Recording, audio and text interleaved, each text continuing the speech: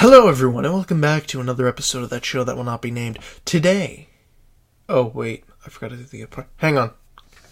Wait there. 1 second. Hello everybody and welcome back to another episode of that show that will not be named. I am your host Brian, or 2Game Prince, whatever you prefer. And today, we are going to discuss the phenomenon. One of the first videos I ever did. Might have been my first video. I want to revisit the death of Spike Spiegel. And now I'm sure all of you are going, oh my god, why is he talking about it? What has been said about it that hasn't been said before? I hate that line, by the way, when people open up reviews like that. It's fucking... But hey, I'm not doing an accent and I'm not dressing up, so at least stick with me a little while. Give me a chance. And this is not to say, well, maybe this happened, maybe this happened. I have come to a conclusion. My conclusion is that Spike, in fact, died at the end. And most people are saying, why?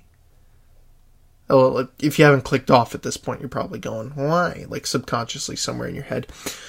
And my reasoning behind this is because I've kind of come to the conclusion that it only makes sense in the show, in the context of the context, aesthetic, whatever you want to call it, in the nature of the show. It only made sense that Spike would die. And my reasoning behind him living was always, well, he got shot through the torso before, and he got, stabbed and blown up and all this other shit, and he survived. And what kills him in the end? A bullet to the arm and a blade, like, right above the heart, somewhere in there. So that was my thing for the longest time. I'm like, no freaking way. And then the ending, he slices him across the stomach, apparently, but he's not bleeding. So maybe he's not bleeding out. I just think that was, personally, I just think it was an artist's design. I just think that was an animator's, thing. Because I think it would have... Maybe it would have cost more to show blood dripping. I don't know. Maybe it would have... Maybe they didn't have the budget for it. I don't know. Stop looking at me. Basically, my whole thing is, I think that he was, in fact, meant to take that blade across the stomach. And... I mean, I know how that sounds absurd to some people, seeing as how, well, the blood was coming out of that one area with, Vicious's knee, and all that means is that Vicious came up and nicked his knee while pulling his sword back, and what you saw was the blood coming off of his knee and not the blood coming off of Spike's stomach, which is apparently where it's aligned. And it's like, see, I think when you're getting all super technical about it, then that's when it's kind of losing its aroma. I believe Spike died because Vicious was saying, like, pretty much, essentially, the way that they set it up was that only Vicious could kill Spike, and only Spike could kill Vicious. So, essentially, for them both to die, for the evil to die, the hero had to die too. Not only that, it makes sense that just Spike's parting words to Faye, even. I'm not going there to die, I'm going there to see if I was ever really alive, or something to that effect. It's just the echoing of... It's just like the... It's just the something someone about to die would say. It's just very... It was all... I'm going to make a word up here. Bear with me. Conclusiomatic. Yeah, why not? It was conclusiomatic in the fact that it just seemed like a closing thing. It seemed like he knew he was going to die. He 99% sure. And him collapsing at the end,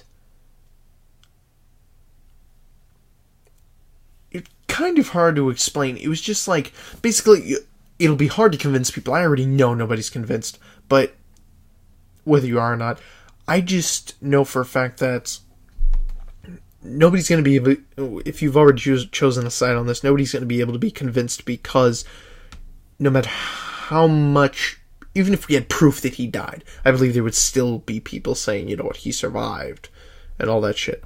But the whole thing about this was his death was just, if I had to sum it all up, his death was just too perfect. It was too precisely orchestrated to turn out that way. So it just seems that, and obviously the only reason that Watanabe's not, like saying anything or didn't elaborate all that much on it is because he wants you to talk about it. He wants you to, discuss it, because then that just spreads the popularity of it. That keeps people thinking about it. As long as you could keep thinking about it, the culture will, recycle it constantly. And it's kind of like the same thing the guy that made Courage the Cowardly Dog. He loves when people talk about, like fan theories and shit. And he goes, maybe it's real, maybe it's not. Who knows? And he only does that, and he admitted, he only does that because it keeps people talking about it.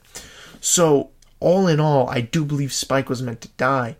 But it's more or less just the cultural hiccup and the enjoyment of said hiccup that keeps this, this discussion going in circles. Like, maybe he didn't, maybe he did. He did, because the ending of the series only makes sense with his death. I believe if he was still alive, Vicious would still be alive. There'd be some kind of bullshit where the bullet went right through Vicious, and Vicious is just like, yeah, I'm part of a syndicate. I got, hell, Spike was able to get his frickin' eye shot out and put it in a, like a metal cybernetic eye. There's the word.